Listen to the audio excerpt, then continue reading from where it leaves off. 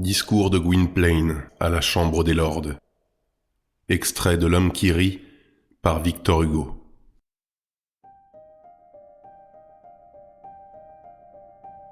Gwynplaine avait fait sur lui cet effort qui, on s'en souvient, lui était, à la rigueur, possible. Par une concentration de volonté égale à celle qu'il faudrait pour dompter un tigre, il avait réussi à ramener pour un moment au sérieux le fatal rictus de son visage. Pour l'instant, il ne riait pas. Cela ne pouvait durer longtemps. Les désobéissances à ce qui est notre loi ou notre fatalité sont courtes. Parfois, l'eau de la mer résiste la gravitation, s'enfle en trombe et fait une montagne, mais à la condition de retomber. Cette lutte était celle de Gwynplaine. Pour une minute qu'il sentait solennelle, par une prodigieuse intensité de volonté, mais pour pas beaucoup plus de temps qu'un éclair, il avait jeté sur son front le sombre voile de son âme. Il tenait en suspens son incurable rire. De cette façon qu'on lui avait sculpté, il avait retiré la joie. Il n'était plus qu'effrayant. « Qu'est cet homme ?» Ce fut le cri. Un frémissement indescriptible courut sur tous les bancs. Ses cheveux en forêt, ses enfoncements noirs sous les sourcils, ce regard profond d'un œil qu'on ne voyait pas, le modelé farouche de cette tête mêlant hideusement l'ombre et la lumière, ce fut surprenant. Cela dépassait tout. On avait eu beau parler de Gwynplaine, le voir fut formidable. Ceux même qui s'y attendaient ne s'y attendaient pas. Qu'on s'imagine, sur la montagne réservée aux dieux, dans la fête d'une soirée sereine, toute la troupe des tout-puissants réunis et la face de Prométhée, ravagée par les coups de bec du vautour, apparaissant tout à coup comme une lune sanglante à l'horizon. L'Olympe apercevant le Caucase. Quelle vision! Vieux et jeunes, béants, regardèrent Gwynplaine.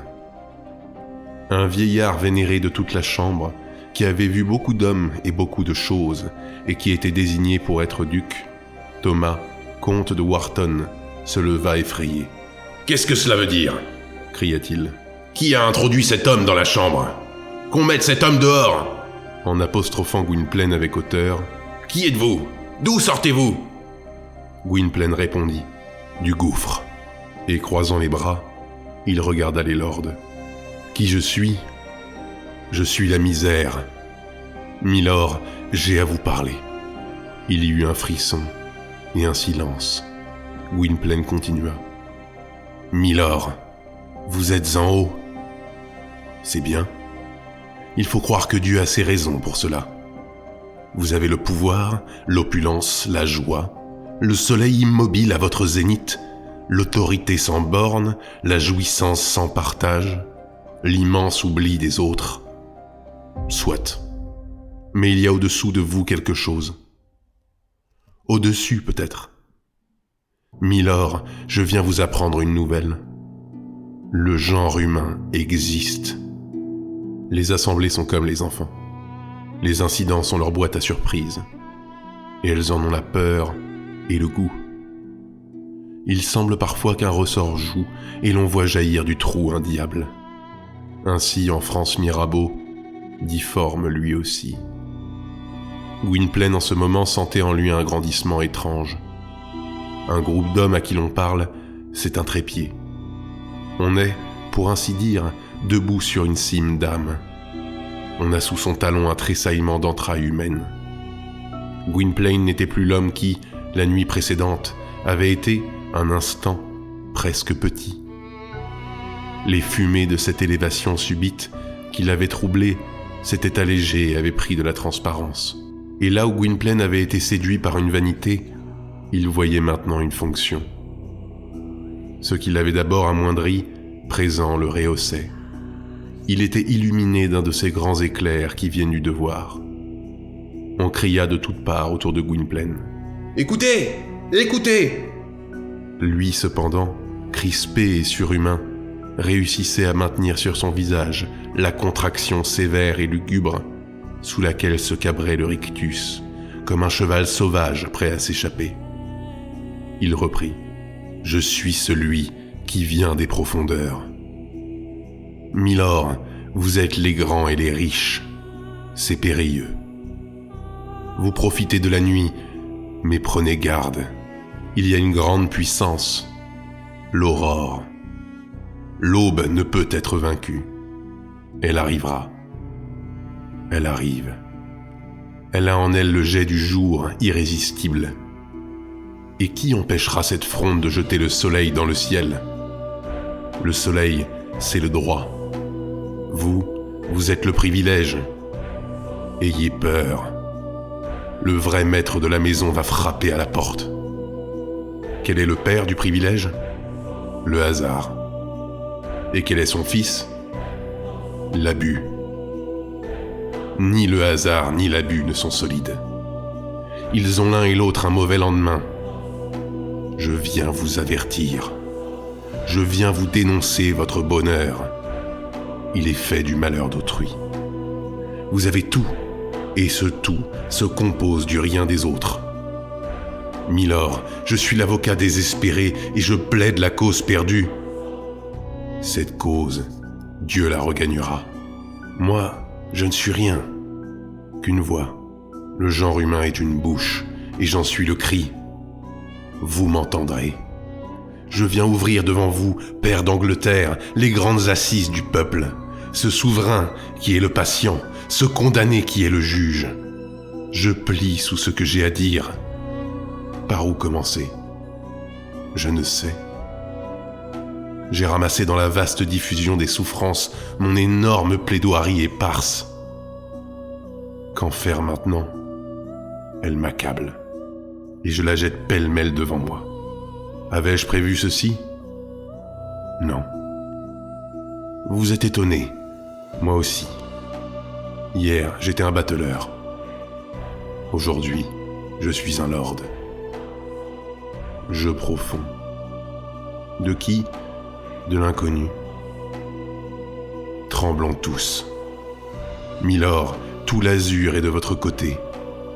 De cet immense univers, vous ne voyez que la fête. Sachez qu'il y a de l'ombre. Parmi vous, je m'appelle Lord Fermain Clancharlie. Mais mon vrai nom est un nom de pauvre. Gwynplaine.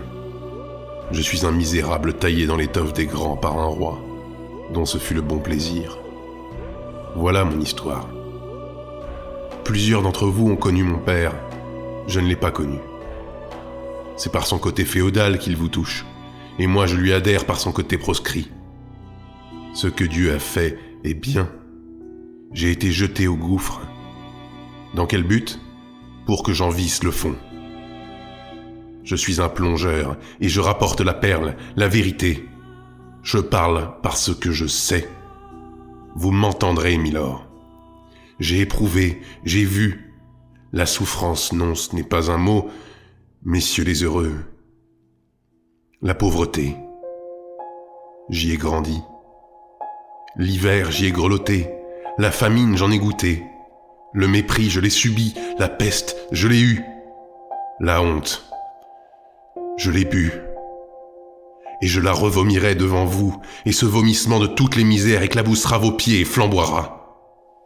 J'hésitais avant de me laisser amener à cette place où je suis, car j'ai ailleurs d'autres devoirs. Et ce n'est pas ici qu'est mon cœur. Ce qui s'est passé en moi ne vous regarde pas. Quand l'homme que vous nommez l'huissier de la Verge Noire est venu me chercher de la part de la femme que vous nommez la reine, j'ai eu un moment l'idée de refuser. Mais il m'a semblé que l'obscure main de Dieu me poussait de ce côté, et j'ai obéi. J'ai senti qu'il fallait que je vinsse parmi vous.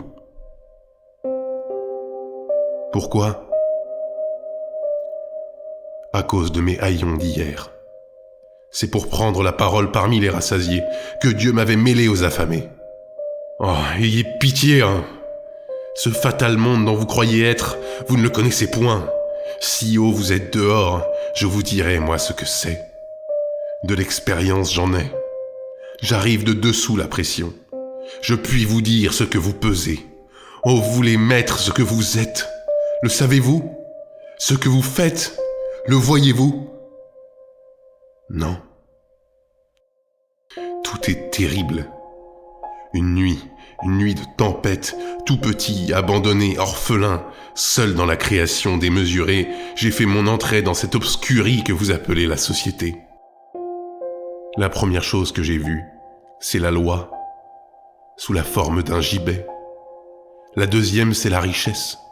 C'est votre richesse, sous la forme d'une femme morte de froid et de faim.